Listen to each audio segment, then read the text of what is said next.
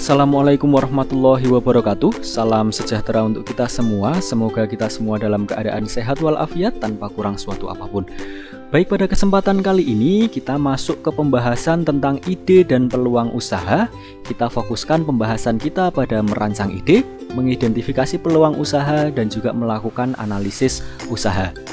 Kita langsung masuk. Sebenarnya bagaimana sih awal mula kita memulai suatu usaha dan menjalani suatu usaha?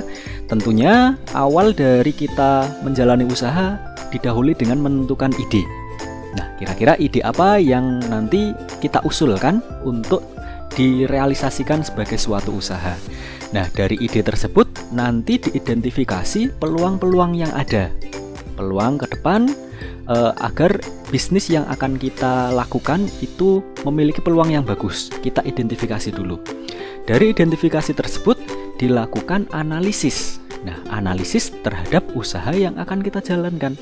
Prospeknya bagaimana ke depan? Apakah prospeknya bagus atau justru dia kurang baik? Nah, ini dilakukan analisis usaha. Dari hasil analisis usaha itu kemudian kita atur sebagai strategi usaha. Kita atur strategi yang ada untuk menjalani usaha. Nah, proses dari menentukan ide sampai ke strategi usaha ini biasanya dijabarkan dalam satu proposal usaha. Nah, kemudian ketika strategi usaha itu sudah selesai dibuat, dilakukan proses produksi. Nah, proses produksi, kemudian promosi dan juga pemasaran. Ini sudah mulai pelaksanaan ya, proses produksi, kemudian promosi dan pemasaran, dilanjut dengan evaluasi. Evaluasi dari hasil pemasaran tersebut, berhasil atau kurang sesuai target. Nah, dari hasil evaluasi ini kemudian dilakukan tindak lanjut, di mana tindak lanjut ini dia menjadi dasar untuk kita membuat ide lain, di mana ide tersebut dapat meningkatkan usaha yang sudah kita jalankan. Nah, jadi sebenarnya ini saling berputar terus ketika kita menjalani suatu usaha. Nah, kita langsung masuk ke ide kewirausahaan. Apa sih ide wirausaha itu? Jadi, ide kewirausahaan adalah gagasan kreatif dalam menciptakan sesuatu yang baru dan berbeda sebagai sumber keunggulan untuk dijadikan peluang. Nah, gagasan kreatif. Jadi ketika nanti kita menyusun ide, pastikan ide tersebut ada unsur kreativitas di dalamnya. Dimana artinya ide tersebut merupakan pemikiran kita tentang pemikiran yang baru maupun berbeda dari produk-produk atau ide-ide yang sudah ada sebelumnya. Nah, itu ide kewirausahaan.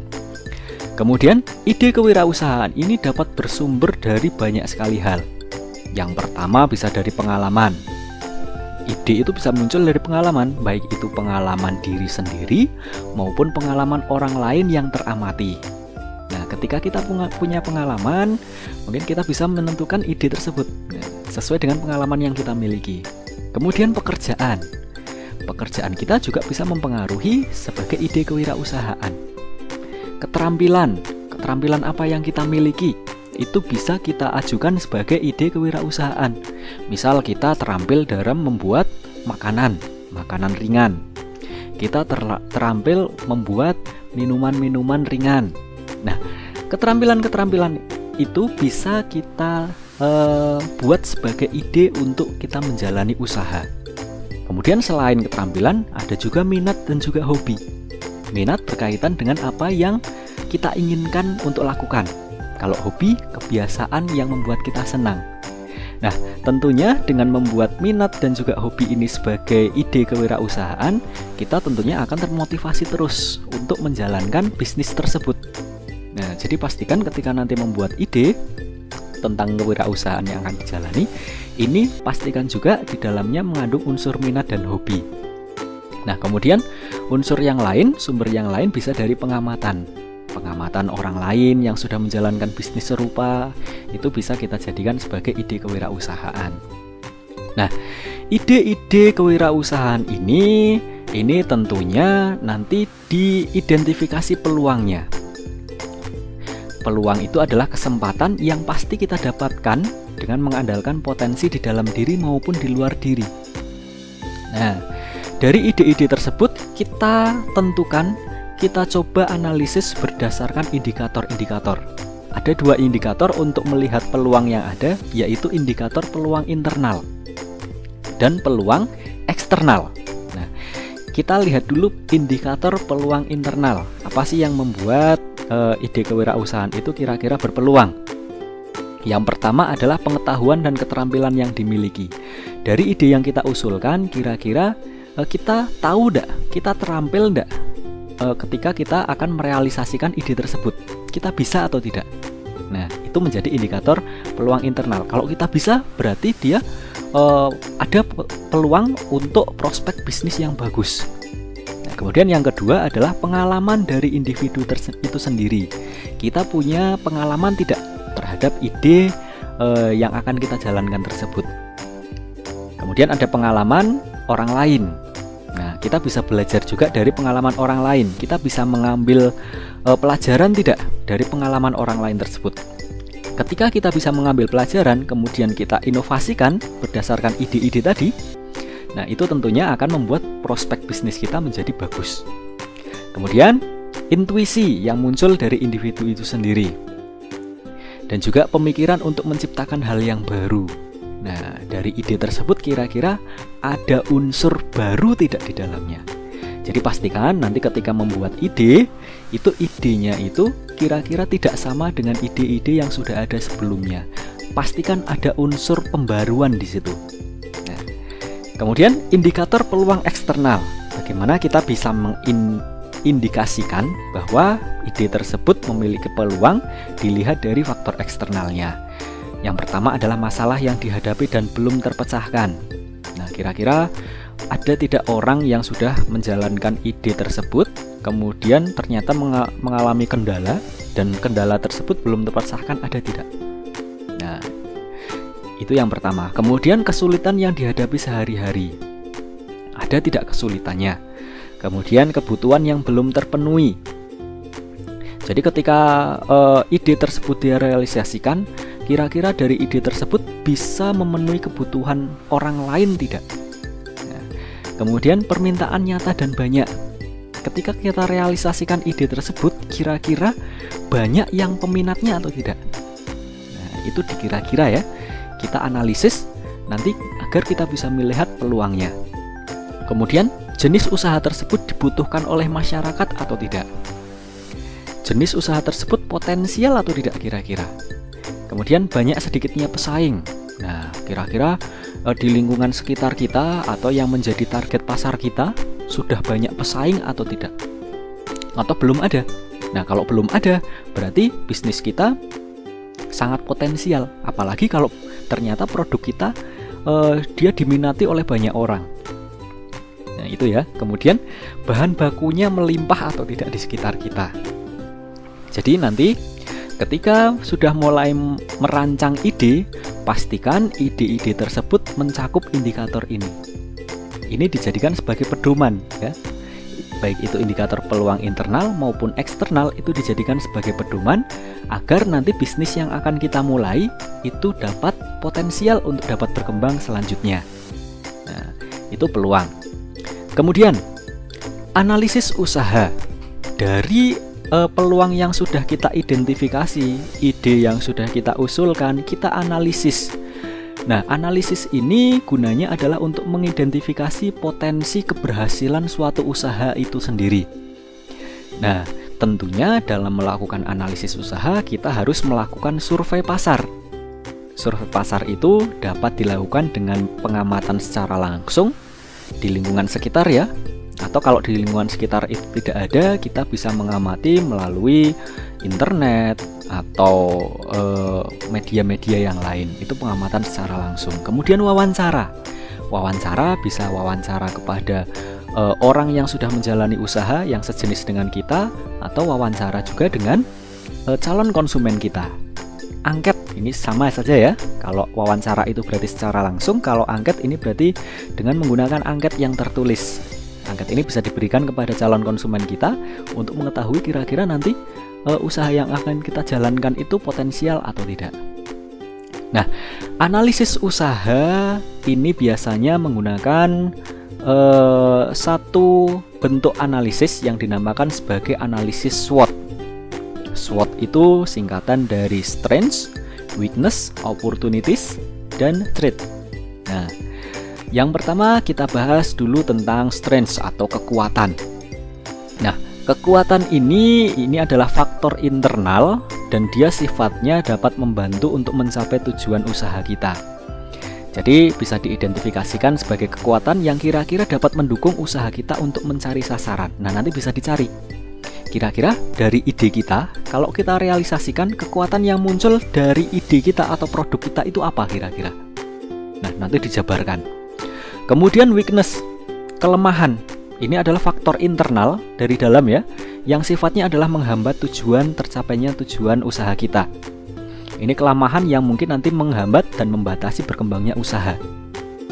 Bisa nanti diidentifikasi dari ide kita, apa saja kelemahan yang nanti mungkin akan muncul.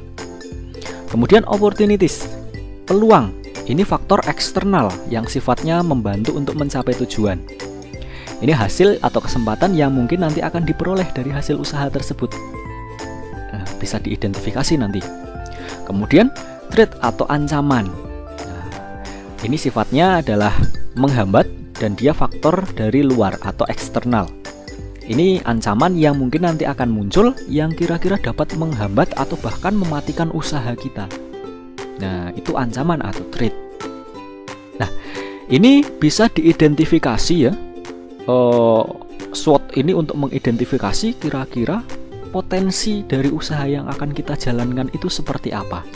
Nah, ketika kita sudah melakukan analisis SWOT, tentunya kita nanti akan tahu kekuatan dari usaha kita apa, kelemahannya apa, peluangnya apa, ancamannya apa, dan itu dijadikan sebagai salah satu media untuk kita mengatur strategi usaha. Nah, strategi usaha ini mencakup target pasar. Ketika kita sudah memproduksi barang, misal ya, targetnya siapa? Konsumen kita kira-kira nanti siapa? Kalau dilihat dari umur misal ya, faktor umur, target pasar kita anak-anak, remaja, atau orang dewasa. Nah, itu yang disebut sebagai target pasar.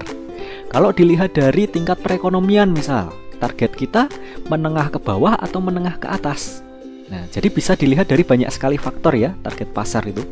Bisa dari umur, bisa dari status ekonomi atau sosial, dan lain sebagainya. Nah, kemudian yang kedua adalah strategi produksi. Nah, tentunya dari analisis SWOT tadi kita bisa mengatur produksi strategi kita bagaimana. Nah, strategi produksi itu berkaitan dengan misalnya alat-alat yang akan kita gunakan, alat-alat sederhana atau alat-alat modern. Kemudian dalam melakukan proses produksi kita akan melibatkan siapa saja, berapa jumlah pekerjanya. Nah, itu nanti itu adalah bentuk strategi produksi. Kemudian strategi pemasaran. Nah, kalau pemasaran berarti berkaitan dengan bagaimana produk tersebut akan kita pasarkan. Dengan media seperti apa? Dengan secara daring atau secara konvensional? Tempatnya di mana? Nah, itu berkaitan dengan strategi pemasaran. Tentunya strategi pemasaran ini harus bisa dilihat dari ancaman yang nanti akan muncul. Threat ya, dipertimbangkan. Kemudian strategi promosi. Promosi produk kita akan kita lakukan seperti apa? Atau kita melalui media seperti apa? Media sosial misal ya, atau membentuk selebaran atau lain sebagainya. Nah, itu adalah strategi usaha yang tentunya dalam mengatur strategi usaha ini didasarkan pada analisis SWOT yang sudah dilakukan. Nah, itu strategi usaha. Kemudian tentang analisis SWOT tadi, ini ada beberapa contoh analisis SWOT dari kegiatan usaha.